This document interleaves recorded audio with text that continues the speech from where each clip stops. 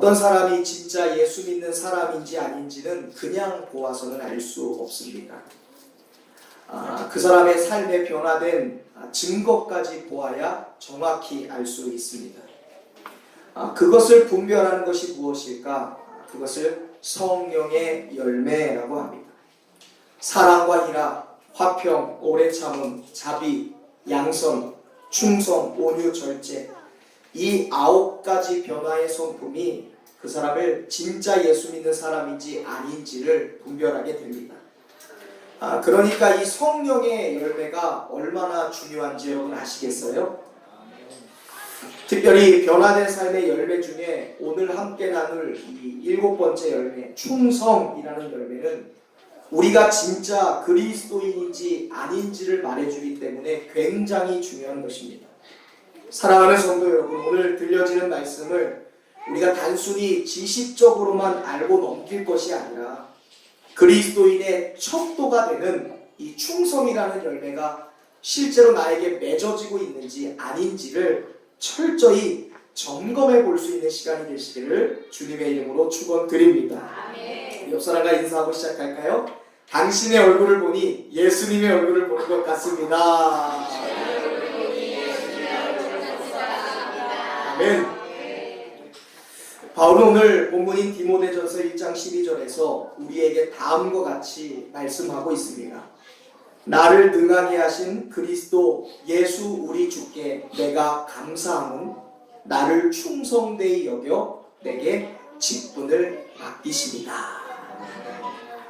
여기서 이 충성이라고 번역된 단어는 헬라어로 피스토스라는 단어입니다. 이 말은 믿을만한, 확실한, 그 다음에 신임하다, 신뢰하다라는 뜻을 가지고 있습니다.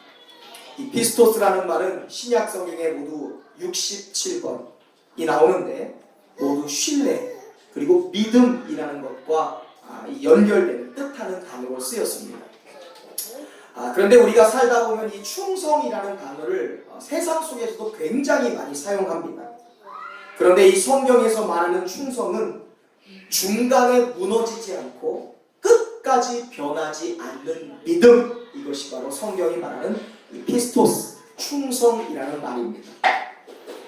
다른 말로는 신실하다라고 설명할 수 있을 것 같습니다. 한결같다, 신실하다.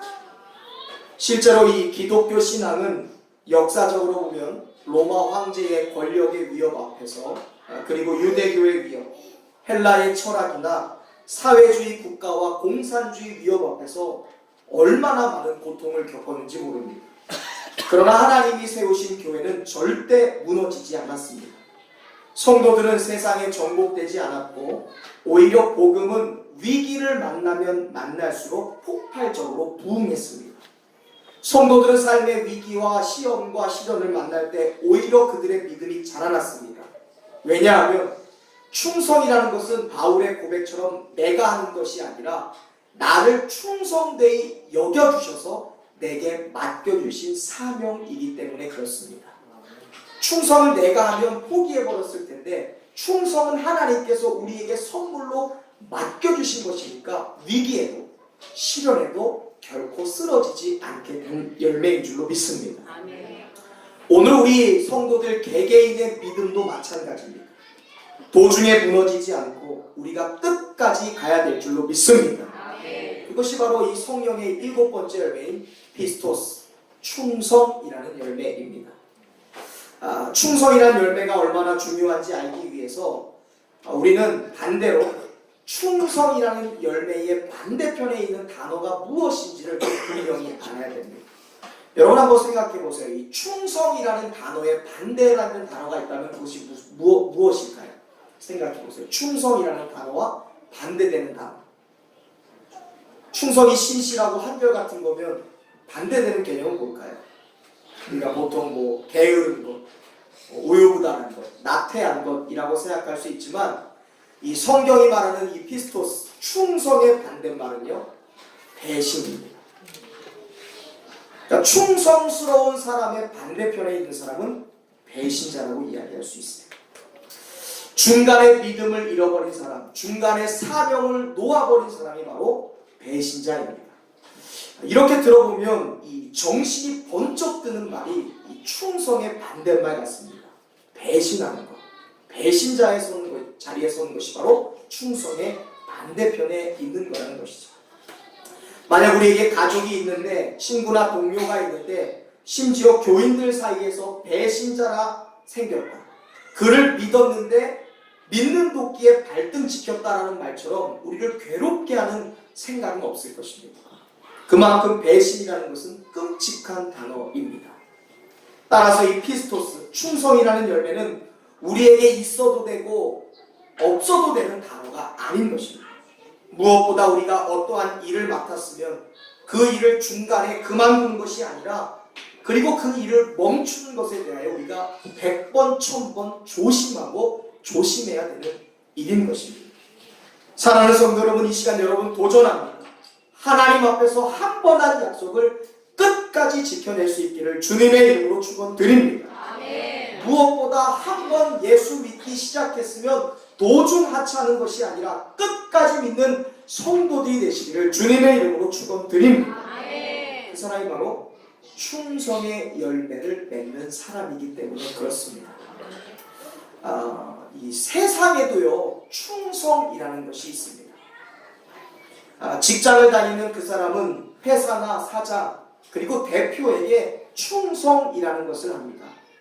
물론 이 회사나 사장에게 충성할 때 해고의 두려움 때문에 충성할 수 있습니다. 연봉 협상이나 어떤 승진에 대한 기대감 때문에 사람들이 회사와 사장에게 충성할 수 있지요. 그런데 세상에서의 이 충성의 조건은요, 조건적이라는 것 여러분 알고 계세요? 만약 우리가 이 세상이 말하는 충성은 우리가 좋을 때 할 수 있는 거예요. 나에게 유익이 있을 때, 뭔가 나에게 도움이 될 때 세상은 충성이라는 것을 압니다. 그런데 반대로 직장에서 퇴직하게 됐다고 생각해 보세요. 직장에서 퇴직했는데 그 회사에 충성하는 사람이 있을까요?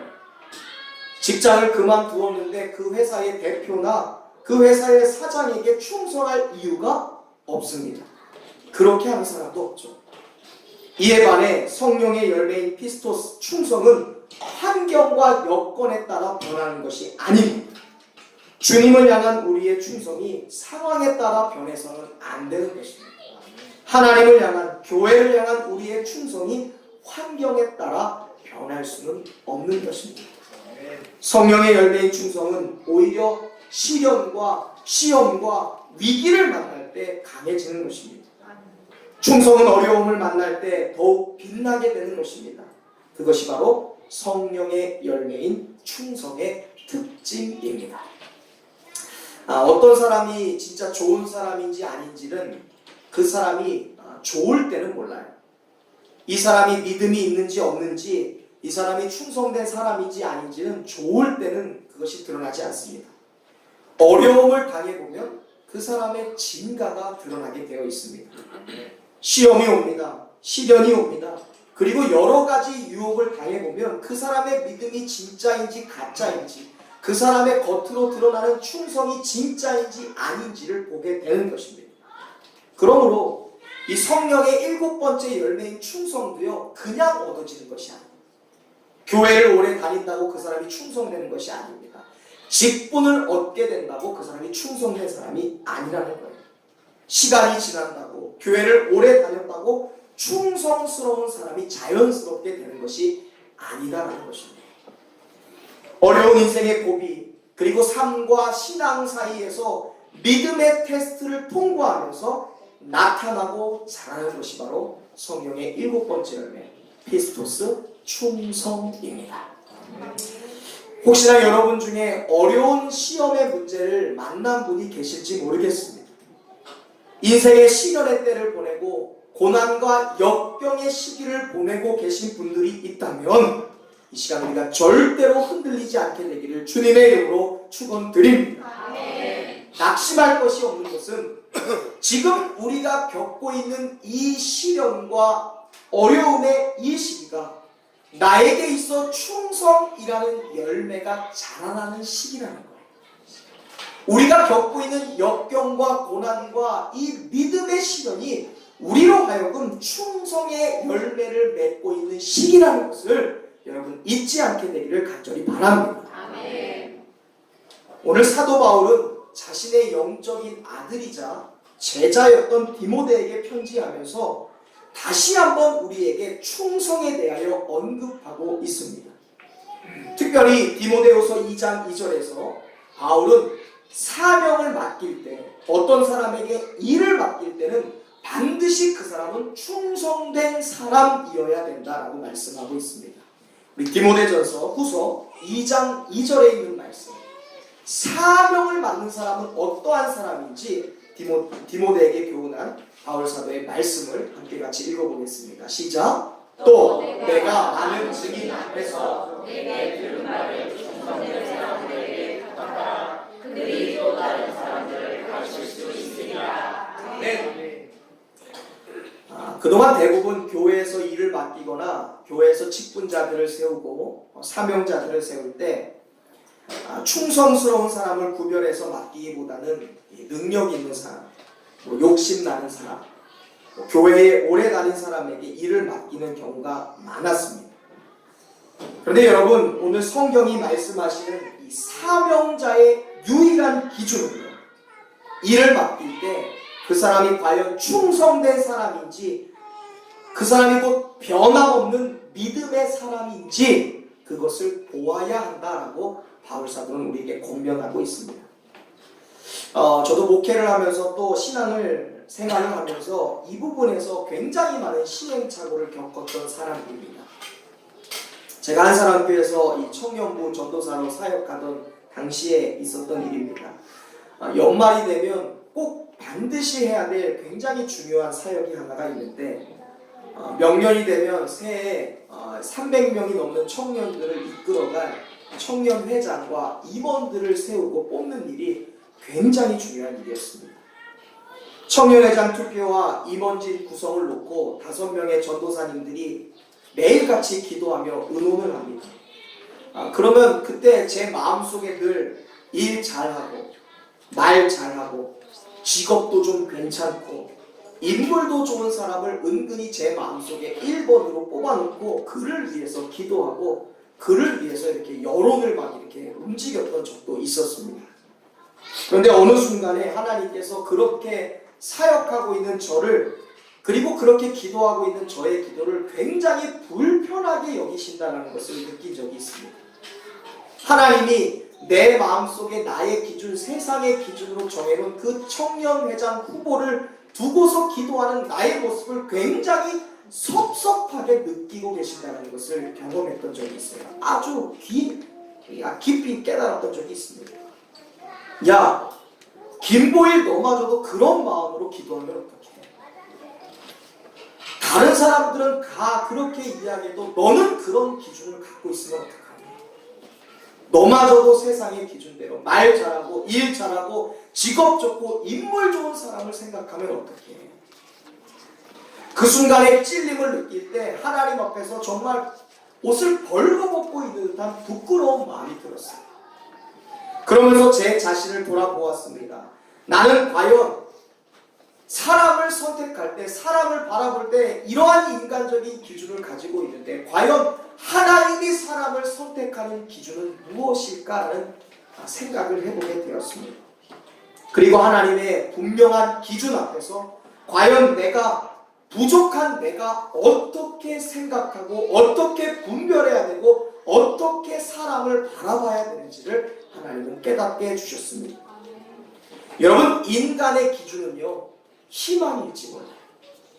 이랬으면 좋겠다. 인간의 기준은 소망일지 모릅니다.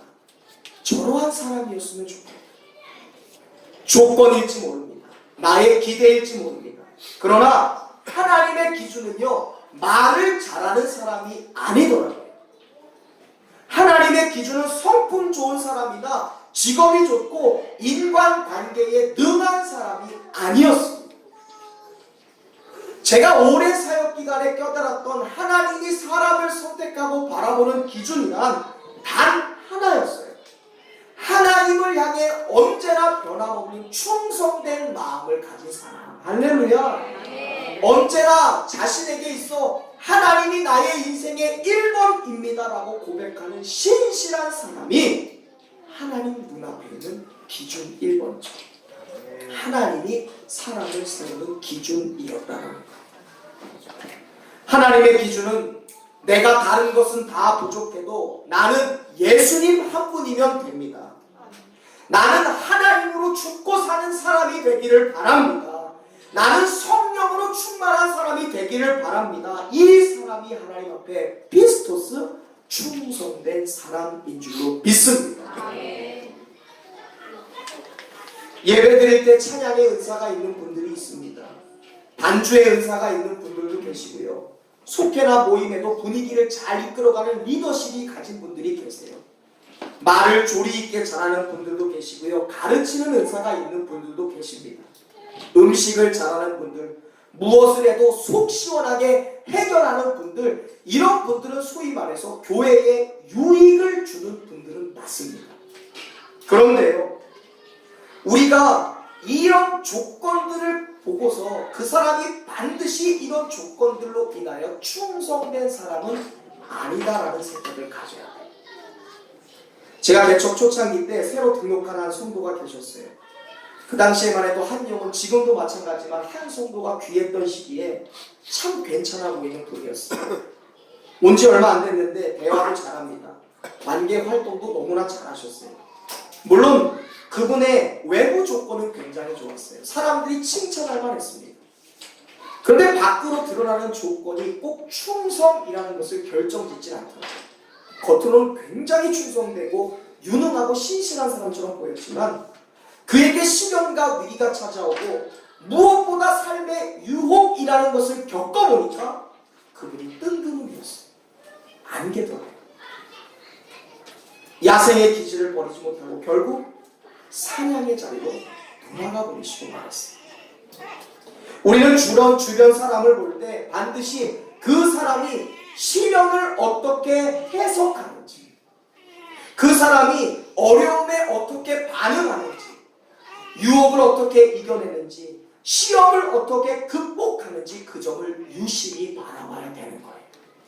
이것이 그 사람의 충성을 우리에게 증명하기 때문에 그렇습니다.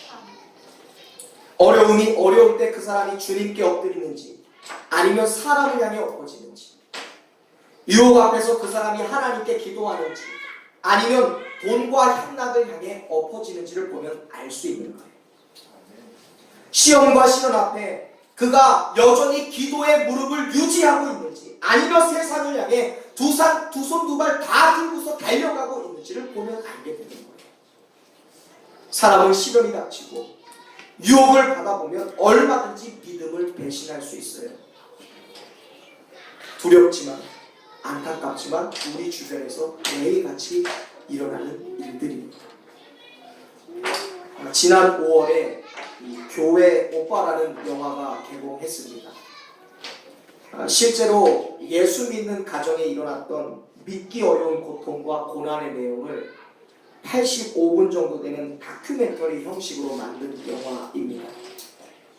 마치 구약의 요셉이 현실 속에 나타나면 이러한 삶이었을까라고 생각할 정도로 굉장히 마음 아픈 이야기가 이 영화에 기록되어 있습니다. 딸 아이를 출산하고 산후조리원에서 나오는 날 가장인 남편이 대장암 4기 선고를 받습니다. 그리고 이어지는 갑작스러운 어머니의 죽음. 남편의 항암 치료가 종료된 지 일주일도 되지 않아서 알게 된 아내의 4기 혈액암. 영화 교회 오빠는 이 남편 이관희 집사의 마지막 이야기를 담은 영화입니다. 잠시도 숨 쉴 틈 없이 밀려오는 이 고난에 부부가 깊은 탄식과 함께 기도로 하나님께 매달리는 일밖에 할 수 없었습니다. 한순간의 시련이 그냥 이 파도처럼 다가오니까 엎드릴 수밖에 없는 거예요. 그러나 이해할 수조차 없는 기가 기막힌 상황 속에서도 이 남편 이관희 집사는 죽어가는 그 순간까지도 아무도 원망하지 않습니다. 주님에 대한 신뢰를 끝까지 거두지 않습니다.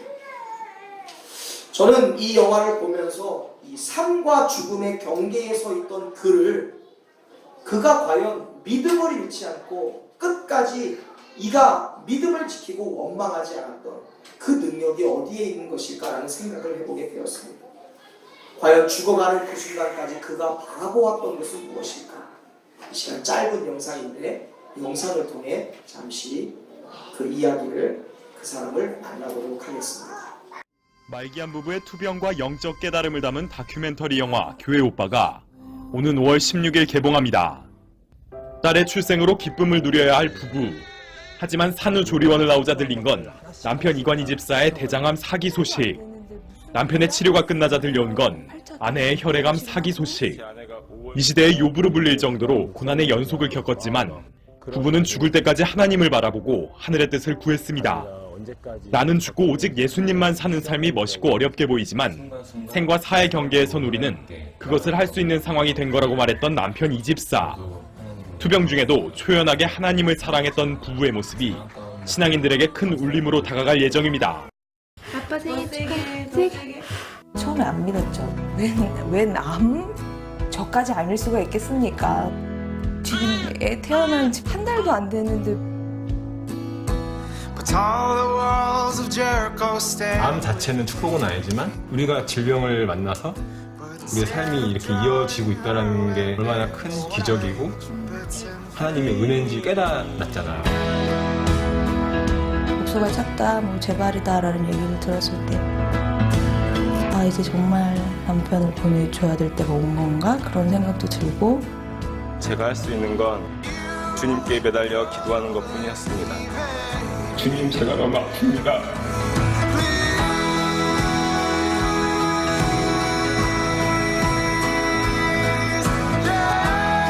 나는 너무 짧은 시간에 너무 큰 고난을 연달아 받아서 그 누구도 경험하지 못한 하나님의 그 깊은 사랑과 은혜를 체험했었구나라는 위안이 들더라고요.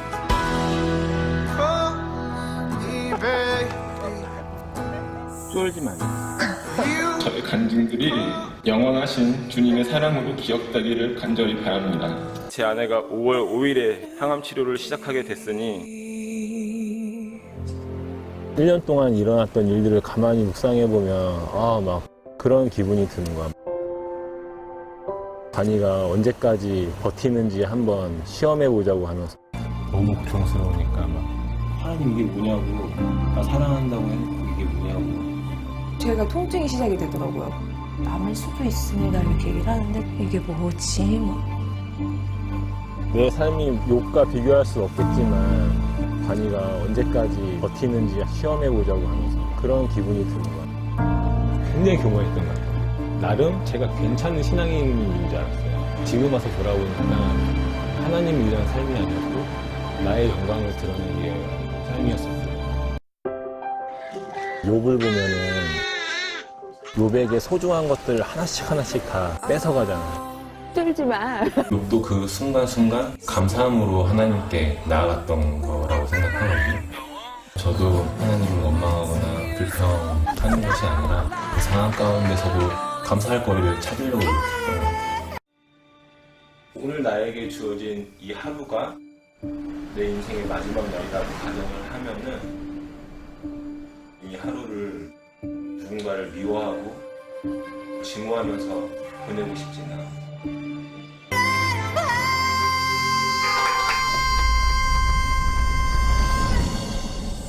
쫄지 마요. 다 잘못했습니다. 저의 죄를 용서해 주세요.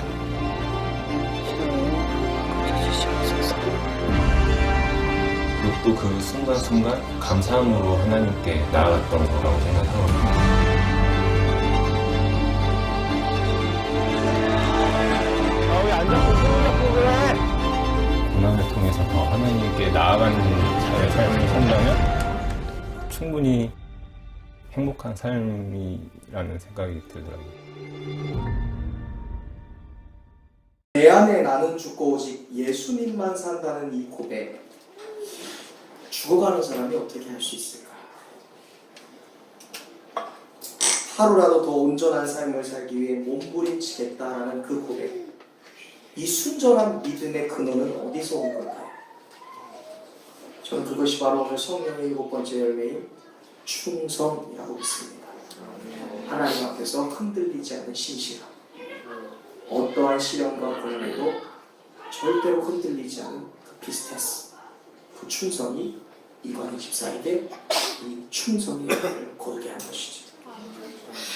그런데 우리 주변에는 참으로 마음 아픈 믿음의 선배들도 있습니다. 그래서 끝까지 가봐야 하는 거예요.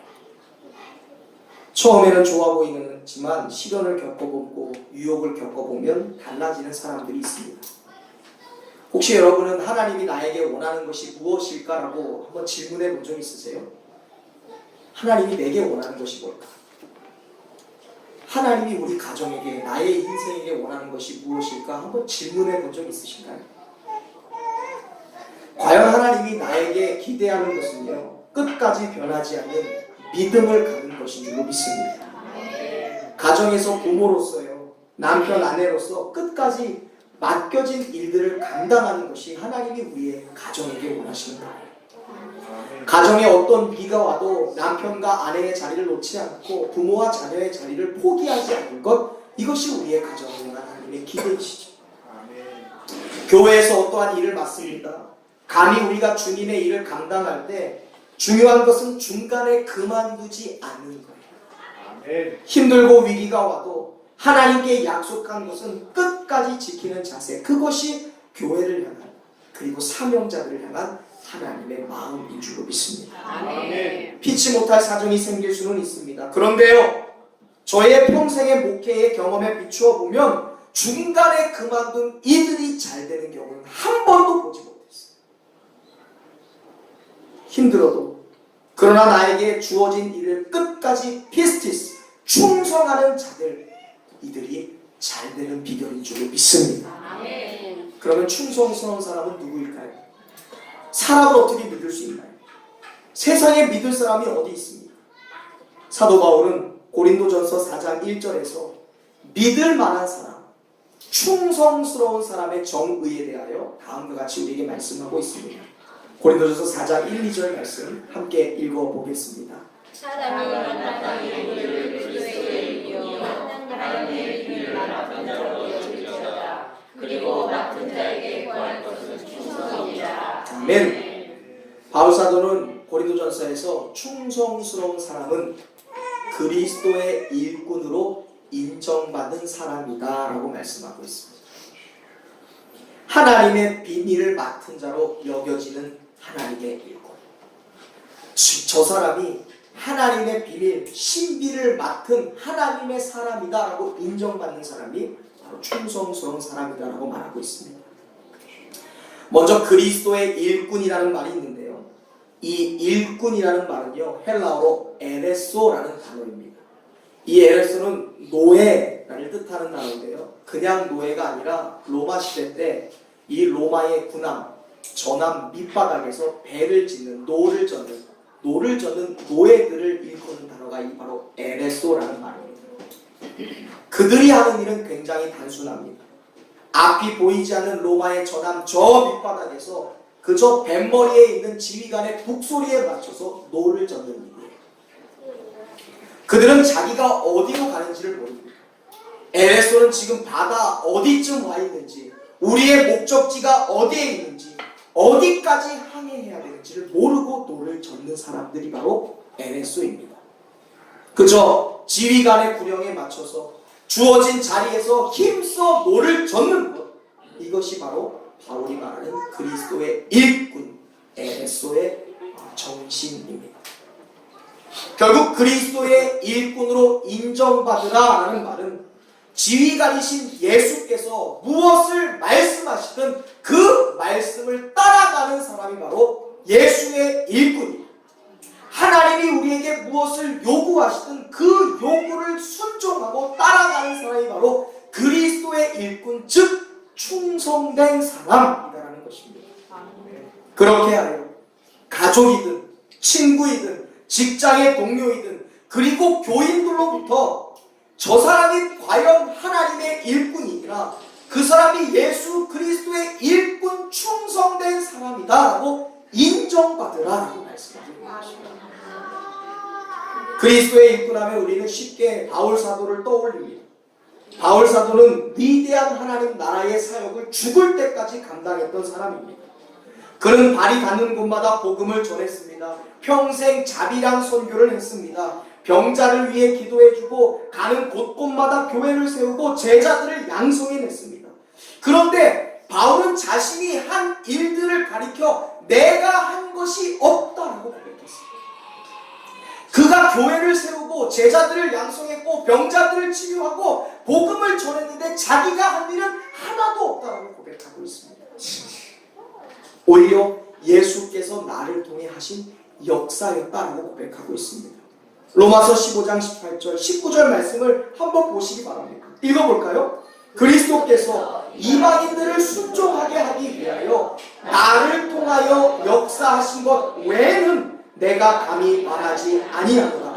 그 일은 말과 행위로 표적과 기사의 능력으로 성령의 능력으로 이루어졌으며 그리하여 내가 예루살렘으로부터 두루 행하여 일루리온까지 그리스도의 복음을 평만하게 전하였노라. 아멘. 여러분 왜 바울 사도를 향해 그리스도의 일꾼이라고 말하는지 아시겠어요? 바울이 실제로 일을 했습니다. 바울이 실제로 교회를 세웠어요. 바울이 가는 곳곳마다 복음을 전했습니다. 바울은 병자들을 만날 때마다 기도해 주었습니다. 바울이 일을 했어요. 그런데 바울은 그 모든 일이 자신이 하지 않았다고 고백합니다. 오직 하나님이 나를 통해서 역사하신 것을 내가 그대로 삶에서 행한 것이다 라고 말하고 있습니다. 그는 실제로 예루살렘에서 로마까지 수도 없이 죽을 뻔한 위협과 수많은 매를 맞으면서 복음을 전했습니다. 매를 맞은 것은 그였어요. 그러나 그 일 또한 예수로 인하여 할 수 있었다는 고백합니다. 그래서 세상 사람들은 바울은 그리스도의 일꾼이요 충성된 사자였다라고 말하게 되는 것입니다. 바울은 무슨 말을 하든 예수님이 하라고 하시면 말했습니다. 무슨 일을 하든 예수님이 하라고 하면 했어요. 그는 먹든지 마시든지 주님의 영광을 위해 했습니다. 바울은 살든지 죽든지 내 안에 계신 예수 그리스도를 존귀하게 하려 하기 위해 행했습니다. 바울은 사역을 했습니다.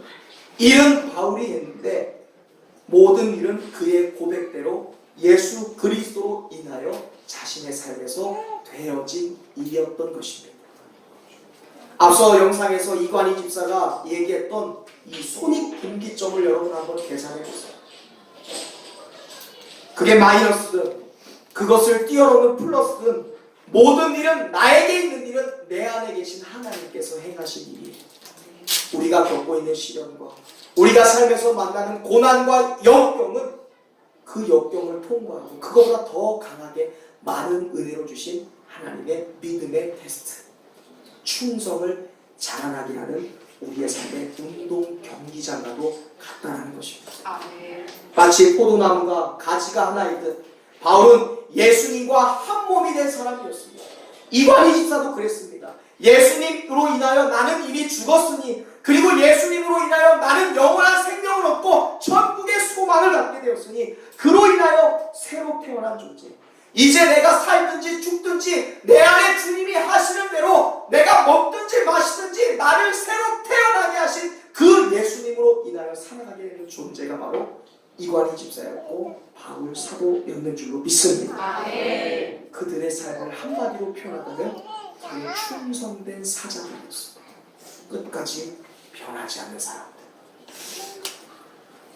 예수님이 변하지 않는 분들이시니까 예수님의 일꾼, 그리스도의 일꾼도 변함이 없는 것입니다. 우리가 이런 사람 정도 돼야 믿을 수 있는 거예요. 제가 브라보 마이 라이프 시리즈 첫 시간에 여러분에게 말씀드린 것이 있습니다. 우리가 어떻게 사람을 믿나요? 어떻게 사람을 믿을 수 있습니까? 사람이 변할 것을 믿을 수 있나요? 아니요. 사람을 바라보면 못하지만 그 사람 안에 역사하시는 예수님을 보면 그 사람이 변할 것을 반드시 믿게 되는 줄로 믿습니다. 남편을 믿을 수 없어요. 어떻게 남편을 믿습니까? 그러나 남편과 함께 하시는 예수님을 바라볼 때 우리는 남편을 믿게 되는 줄로 믿습니다. 도대체 가능성이 없어 보이는 자녀가 있습니다. 자녀를 바라볼 때 믿을 수 없지만 그 자녀와 함께 하시는 하나님을 바라볼 때 우리의 자녀를 믿게 되는 줄로 믿습니다. 가정 생활도 같아요. 교회 생활도 같습니다. 그가 주님과 연합하고 그가 주님과 연결된 자라면 우리는 그 사람을 믿을 수 있는 것입니다. 그리고 나의 옛자, 나의 옛사람은 예수님과 함께 죽었습니다. 십자가에서 나의 과거는 죽었습니다. 라는 고백이 그래서 너무나 중요한 거예요. 과거에 내가 죽었다는 고백이 어떠한 일을 만나도 믿음을 잃지 않고 어떠한 순간에도 피스토스, 충성된 사람으로 그를 지켜내는 힘이 되기 때문에 그렇습니다. 결국요, 주님과의 관계가 우리의 충성의 척도가 되는 거더라. 내가 주님을 어떻게 대하는지, 삶 속에서 주님과 어떻게 연결되고 연합되는지가 내가 충성된 사람인지 아닌지를 결정짓는 척도가 되는 거예요. 마태복음 16장 24절에 주님께서 말씀하셨듯이 나를 부인하고 자기를 부인하고 자기만의 십자가를 지고 나를 따르는 사람이 바로 주님의 충성된 사람입니다. 자기 십자가를 지는 자가 주님을 따라갈 수 있습니다. 이것이 거꾸로 뒤집어도 진리가 되는 역사입니다. 보세요. 주님을 따르는 자는 자기 십자가를 지는 사람입니다. 그리고 끝까지 자기 십자가를 지고 가려면 그 사람은 주님을 따라가야 되는 사람이 되는 거예요. 베드로는 후원장담했습니다. 나는 절대 주님 버리지 않을 거예요. 나는 절대 주님 떠나지 않겠습니다라고 몇 번이고 주님 앞에서 자신감 있게 얘기했던 사람입니다. 나는 이 교회에 뼈를 묻을 거예요. 절대로 새로운 교회를 떠나지 않겠습니다. 목숨 걸고 나의 자리를 지키겠습니다. 한 거예요. 그런데요, 성경은 베드로가 닭이 울기 전에 3번 예수님을 부인하고 저주했다라고 말씀합니다. 그리고 멀찍이 떨어져서 예수님이 죽는 그 장소까지 조용히 따라갔다라고 말해요. 여러분, 예수님과의 관계, 예수님과의 연합이 무너지니까 충성이 무너져 버렸어요. 우리의 삶에서 예수님과의 관계가 끊어지면 그 순간 우리의 충성은 무너지게 되어 있습니다.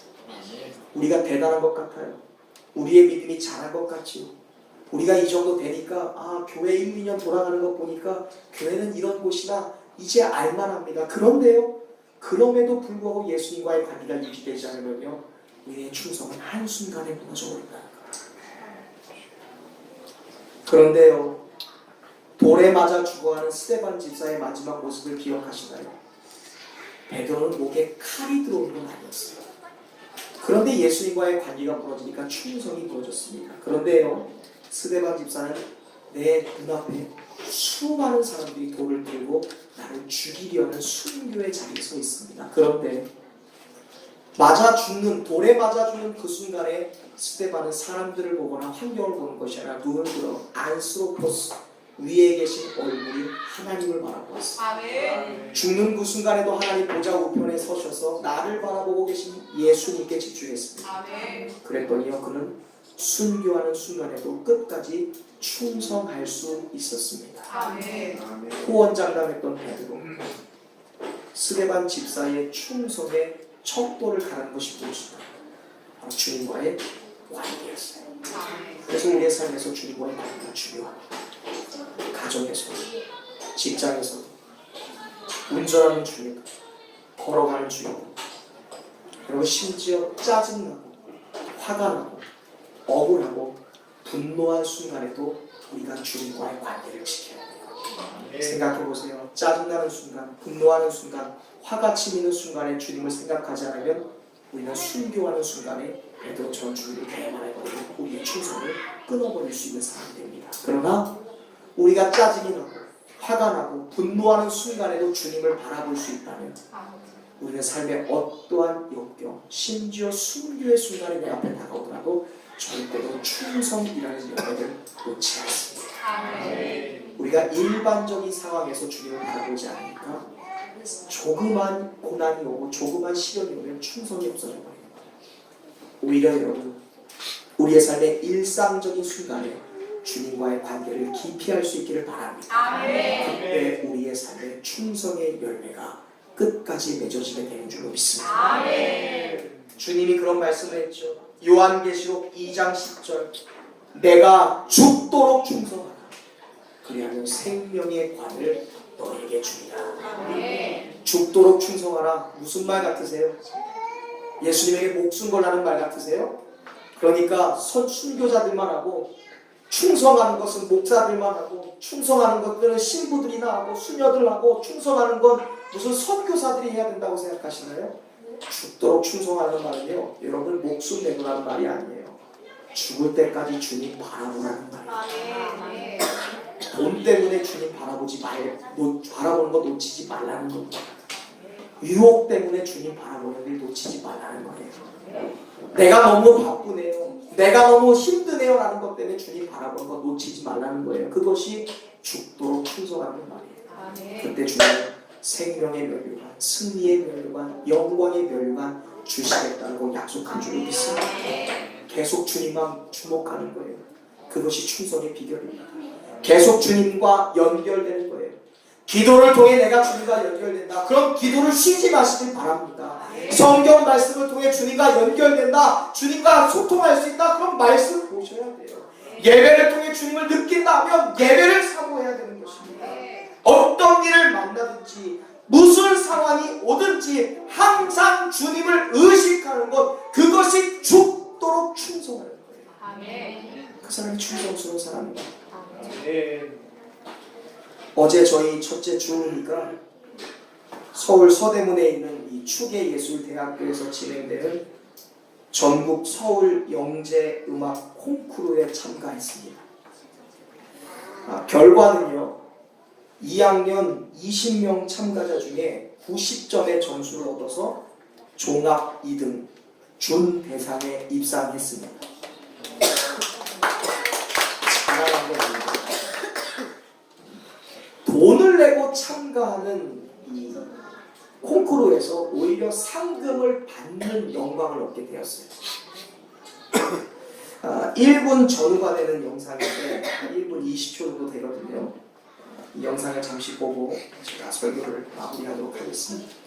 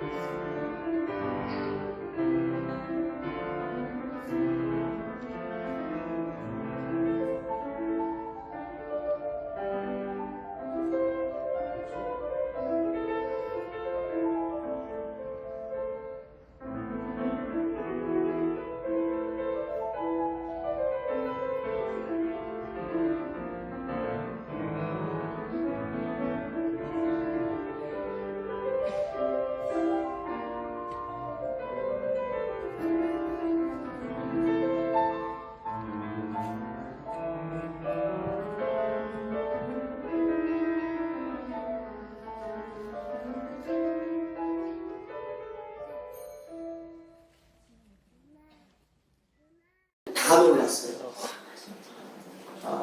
원장 선생님도 놀랐고 가르치시는 부모도 놀랐고요.